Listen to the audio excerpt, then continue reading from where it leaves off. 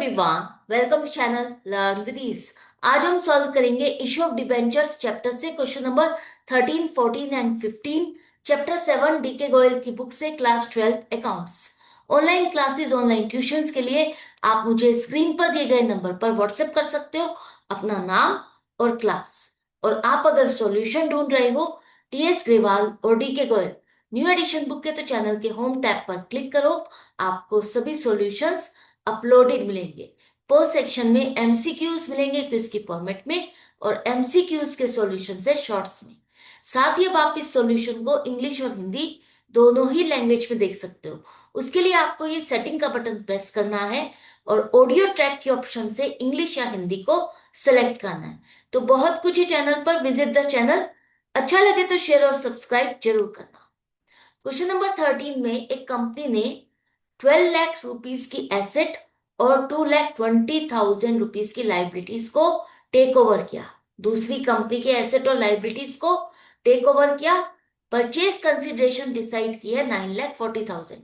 जो भी हमने सामान खरीदा उसके लिए हमने एक डिसाइड की वैल्यू 9,40,000, जिसकी पेमेंट कैश या बैंक से नहीं होगी, कंपनी अपने ही डिबेंचर्स उसे अलॉट कर रही है। आपको यहाँ पर जर्नल एंट्रीज बनानी है। तो सबसे पहले देखो, कंपनी ने 12 लाख की एसेट खरीदी, साथ में लाइबिलिटीज को भी टेक ओवर किया। लाइबिलिटी को टेक ओवर करने का मतलब है कि अब उसके बिहाफ पर ये आपको पेमेंट करनी है। तो अगर हम लेके चलें कि नेट एसेट हमारी क्या हो गई, एक तरह से हमने जो सामान खरीदा है वो 9,80,000 का खरीदा है। 12 लाख में से इतना तो हम पे करेंगे लाइबिलिटी, तो बाकी का अमाउंट कितना बचा, 9,80,000। इतनी वैल्यू का सामान आपने खरीदा जिसके लिए आप कह रहे हो कि हम 9,40,000 पे करेंगे। एसेट की वैल्यू ज्यादा है, पेमेंट आप कम कर रहे हो, तो वो क्या है, फायदा है आपके लिए। लेकिन हम उसे कहाँ रिकॉर्ड करेंगे, उसे हम कहेंगे कैपिटल रिजर्व। जब एसेट की वैल्यू ज्यादा और परचेज कंसिडरेशन कम है, उसे हम कैपिटल रिजर्व कहेंगे, जिसे हम लाइबिलिटीज में अपने रिजर्व एंड सरप्लस में रिकॉर्ड करेंगे। तो हमारे यहाँ पर कैपिटल रिजर्व की वैल्यू क्या आई, 40,000। अब हमारी जो डिसाइडेड अमाउंट है 9,40,000, इसको हमें पे करना है, कैश या बैंक से नहीं, अपनी ही कंपनी के डिबेंचर से अलॉट करके। डिबेंचर हमारा एक 500 रुपीज की फेस वैल्यू का है, जिसे हम 6% डिस्काउंट के साथ वैल्यू लगा रहे हैं। तो एक डिबेंचर की वैल्यू हमने लगाई 470 रुपीज। अगर हमें 9,40,000 रुपीज के डिबेंचर्स अलॉट करने हैं, तो कितने डिबेंचर्स अलॉट करें, 9,40,000 डिवाइडेड बाय 470, 2,000 डिबेंचर्स। आप 2,000 डिबेंचर्स उसे अलॉट करोगे, तभी जाकर के ये पूरी अमाउंट की पेमेंट हो पाएगी। अब देखो इसको हम कैसे रिकॉर्ड करेंगे। सबसे पहले तो कंपनी ने जो एसेट खरीदी है, लाइबिलिटी टेक ओवर की है, उसे बुक्स में रिकॉर्ड करोगे।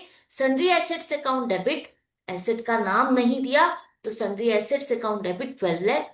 इसके साथ लाइबिलिटीज कौन सी है वो भी नहीं पता, तो आप to sundry liabilities account credit करो 2,20,000 से।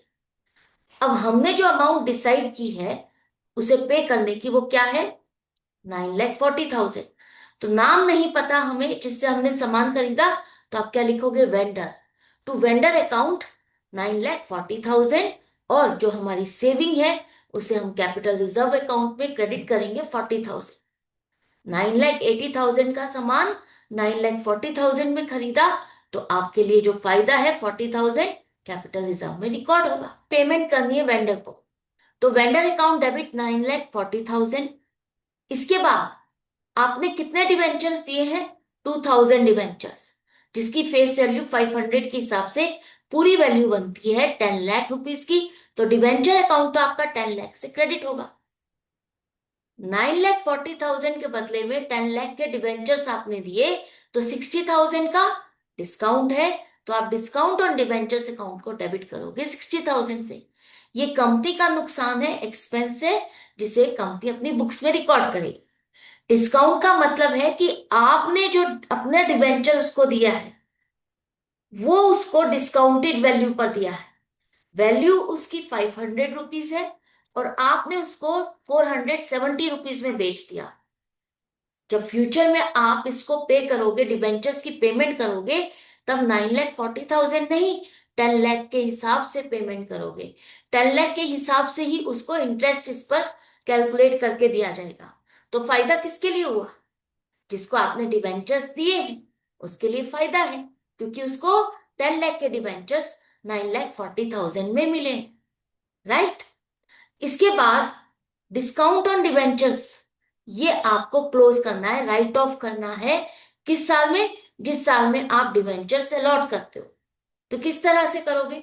इसके लिए आपको सबसे पहले देखना है कि क्या आपके पास कोई सिक्योरिटीज प्रीमियम का बैलेंस है।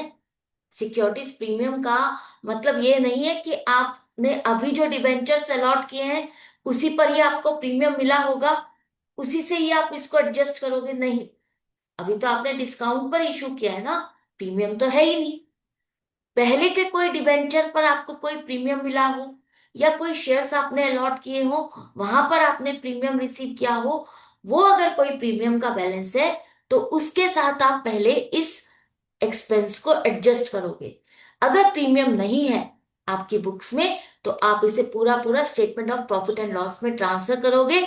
Statement of profit and loss debit होगा 60,000 to discount on debentures account 60,000 का मतलब है कि आपको ये जो अकाउंट है इसको क्लोज करना है, इसको फाइनली ट्रांसफर करना है। जैसे आप जितने भी एक्सपेंसेस होते हैं at the end of the year profit and loss account में ट्रांसफर करते हो ना, उसी तरह से ये भी वो एक्सपेंस है जिसे आप क्लोज कर दोगे, इसका बैलेंस ट्रांसफर करोगे। या तो सिक्योरिटीज प्रीमियम के साथ एडजस्टमेंट होगी या statement of profit and loss में ट्रांसफर होगा। ये आगे कैरी फॉरवर्ड नहीं होगा, इस अकाउंट को हमें यहीं पर ही क्लोज करना है। तो आई होप आपको इसकी लैंग्वेज समझ में आ गई है। इसके बाद नेक्स्ट क्वेश्चन है आपका क्वेश्चन नंबर 14। जे लिमिटेड एक कंपनी जिसने मशीनरी खरीदी है 3,50,000 की, के लिमिटेड से। अब के लिमिटेड को हमने 50,000 तो पेमेंट कर दी है, बाकी अमाउंट की जो पेमेंट करनी है उसके लिए हमने उसको डिबेंचर्स अलॉट किए 3,10,000 की वैल्यू के। तो आपको जर्नल एंट्रीज बनानी है और साथ में राइट ऑफ करना है जो भी डिस्काउंट वगैरह है। समझो इसकी कैलकुलेशन को, ध्यान से समझना, क्योंकि इस क्वेश्चन में आपको थोड़ा सा डाउट है, कंफ्यूजन है। क्या है देखो, हमने एक मशीनरी खरीदी है 3,50,000 और हम कह रहे हैं कि यही परचेज कंसिडरेशन है, इतनी ही अमाउंट हमें इसको पे करनी है। क्यों कह रहे हैं? वो कह रहा है कि 50,000 तो मैंने पे कर दिया और बाकी का बैलेंस जो 3 लाख है उसके लिए हम 3,10,000 के डिबेंचर्स इसको अलॉट कर रहे हैं। मतलब आपने 3 लाख की पेमेंट के लिए 3,10,000 के डिबेंचर्स उसको अलॉट किए। इतनी वैल्यू का डिबेंचर इतने में दे रहे हो, इसका मतलब 10,000 का उसको डिस्काउंट दिया है। आप कहोगे कि हमने इसको इस तरह से क्यों नहीं माना कि 50,000 प्लस 3,10,000 के डिबेंचर्स हो गए, तो 3,60,000 टोटल परचेज कंसिडरेशन माइनस जो हमने सामान खरीदा उसकी वैल्यू है 3,50,000, तो 10,000 हमारी गुडविल आनी चाहिए। नहीं, लैंग्वेज को ध्यान से रीड करते हुए समझो। वो कह रहा है कि 3,50,000 की मशीनरी है जिसके लिए 50,000 हमने पे कर दिया और बाकी के बैलेंस 3 लाख के लिए हमने इतनी वैल्यू के डिबेंचर्स उसको अलॉट किए। ये वैल्यू ऑफ डिबेंचर है जो आप उसको दे रहे हो इतने अमाउंट में। अपना सामान आपने इतने में बेचा, तो जब आपने ज्यादा वैल्यू का सामान कम में बेचा तो वो क्या है? डिस्काउंट है। तो डिस्काउंट को आप बुक्स में रिकॉर्ड करोगे, गुडविल को नहीं। तो क्या एंट्री होगी? पहली एंट्री होगी मशीनरी हमने खरीदी, मशीनरी अकाउंट डेबिट 3,50,000 टू के लिमिटेड 3,50,000। इसके बाद हम पेमेंट कर रहे हैं तो क्या होगी? के लिमिटेड डेबिट 3,50,000, आपने पहले बैंक से पेमेंट किए तो टू बैंक अकाउंट 50,000। बाकी के 3 लाख के लिए आपने उसको डिवेंचर से अलॉट किए, कितनी वैल्यू के? 3,10,000। तो 3,10,000 वैल्यू के डिवेंचर्स आपने दिए, तो ये आपका डिवेंचर अकाउंट क्रेडिट होगा 3,10,000 से। ये फेस वैल्यू है उन डिवेंचर्स की जो आपने इसको अलॉट किए। नंबर ऑफ डिवेंचर्स नहीं दिए, फेस वैल्यू एक डिवेंचर की नहीं दी, तो आप सीधा सीधा ये इतनी value of debenture debenture account में क्रेडिट करो और उसके बाद 10,000 का जो डिफरेंस है वो इसका मतलब डिस्काउंट है जो आपने इस के लिमिटेड कंपनी को दिया है। क्लियर हो गई एंट्री? समझ में आ गया? 3,10,000 की वैल्यू के डिबेंचर्स आपने अलॉट किए 3 लाख रुपीज में। तो 10,000 सस्ते में बेचा, नुकसान expense discount on debentures account में डेबिट करोगे। इसके बाद अब ये जो डिस्काउंट ऑन डिबेंचर्स अकाउंट है इसको तो हमें इसी साल एडजस्ट करना होगा, राइट ऑफ करना होगा। तो किस तरह से करेंगे? At the end of the year, जब साल क्लोज होता है, फाइनेंशियल ईयर आपका एंड होता है, उसी टाइम पर आप सारे एक्सपेंसेस ट्रांसफर करते हो प्रॉफिट एंड लॉस अकाउंट में।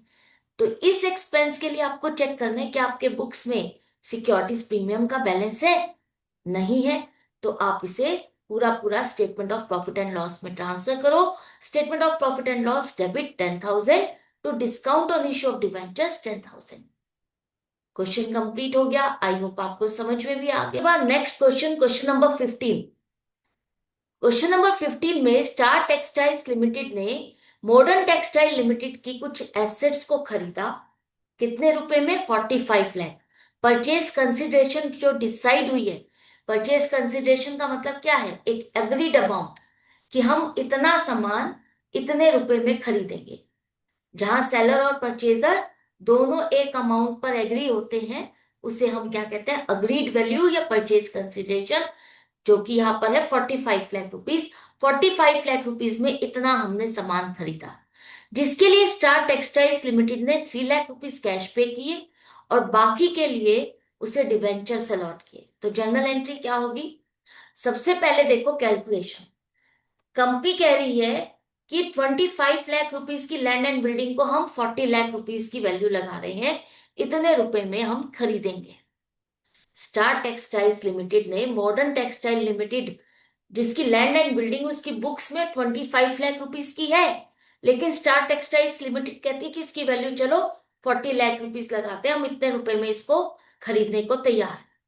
प्लांट एंड मशीनरी जो आपकी 10 लाख रुपीज की वैल्यू है उसको हम 7,50,000 में खरीदेंगे, और जो फर्नीचर आपका 3 लाख का है वो 1 लाख रुपीज की वैल्यू लगाएंगे। तो आपने ये तीन चीज खरीदी और तीनों का फाइनल अमाउंट आ रहा है 48,50,000। इतनी वैल्यू का सामान आप खरीद रहे हो और उसके बाद आप कह रहे हो फाइनली हम आपको इतने सामान के लिए 45 लाख पे करेंगे। जनरली ऐसा ही होता है ना, जब पूरा बिल बन जाता है उसके बाद आप लास्ट में कहते हो ना, भैया राउंड ऑफ कर दो इसको, हम इतनी अमाउंट पे करेंगे। तो वही चीज यहां पर हुई है कि आपने सामान खरीदा 48,50,000 का, पेमेंट आप कह रहे हो कि हम 45 लाख की करेंगे। तो जो आपको फायदा हुआ 3,50,000 जो आप लेस पे कर रहे हो, सामान की वैल्यू ज्यादा है, पेमेंट कम कर रहे हो, तो वो क्या है? आपका कैपिटल रिजर्व। जो भी फायदा हुआ वो हमारे रिजर्व्स में जाएगा, कैपिटल रिजर्व, जिसे आप रिजर्व एंड सरप्लस में दिखाओगे। क्लियर है? अब इसके बाद पेमेंट तो हमें 45 लाख की ही करनी है, जिसमें से आपने 3 लाख रुपीज की पेमेंट कर दी है, बाकी 42 लाख के लिए आप डिबेंचर्स उसको अलॉट कर रहे हैं। अब हम 42 लाख रुपीज के लिए डिबेंचर्स अलॉट करेंगे 500 की फेस वैल्यू का 5% प्रीमियम के साथ। मतलब एक डिबेंचर की वैल्यू लगाई है 525 रुपीज। तो 42 लाख रुपीज की पेमेंट के लिए कितने डिबेंचर्स अलॉट करें? 8,000 डिबेंचर्स। 8,000 डिबेंचर्स हम अलॉट करेंगे तो जाकर के पूरी पेमेंट हो जाएगी। तो एंट्री क्या होगी? पहली एंट्री होगी जो सारी एसेट्स आपने खरीदी, जिस वैल्यू पर आप एग्री हुए हो, जो वैल्यूएशन आपने लगाई है उसी से ही आप इसको रिकॉर्ड करोगे। Land and building account debit 40 lakh, plant and machinery account debit 7,50,000, furniture account debit 1 lakh. इसके बाद कैपिटल रिजर्व अकाउंट क्रेडिट करो 3,50,000 और मॉडर्न टेक्सटाइल लिमिटेड अकाउंट को क्रेडिट करोगे 45 लाख से, कि हम आपको इतनी पेमेंट करेंगे। पेमेंट करेंगे तो अकाउंट को क्लियर करना है। तो नेक्स्ट एंट्री हो जाएगी modern textiles limited debit 45 lakh. आपने पेमेंट की है कैश में, तो to bank account 3 lakh. Cash का मतलब जरूरी नहीं है कि कैश ही देना, बैंक से भी पेमेंट जब होती है तो उसे भी हम कहते हैं कि कैश में पेमेंट कर रहे हैं। To bank account 3 lakh. इसके बाद डिबेंचर आपने अलॉट किए कितने, 8,000। तो 8,000 डिबेंचर्स फेस वैल्यू के साथ तो आप डिबेंचर अकाउंट पे क्रेडिट करोगे 40 लाख रुपीस। और जो प्रीमियम आप लेके चल रहे हो, वैल्यूएशन जो आपने प्रीमियम के साथ की है, वो प्रीमियम आप सिक्योरिटीज प्रीमियम अकाउंट में क्रेडिट करोगे 2 लाख। क्वेश्चन यहाँ पर कंप्लीट हो गया। आई होप समझ में आ गया है। तो इसी तरह से आपको कनेक्टेड रहना है, सीखते रहना है, समझते रहना है। अगर वीडियो हेल्पफुल लगे तो लाइक का बटन प्रेस करना और ज्यादा से ज्यादा फ्रेंड्स में शेयर करना। मिलते हैं नेक्स्ट वीडियो में नेक्स्ट क्वेश्चन के साथ। Good bye and take care.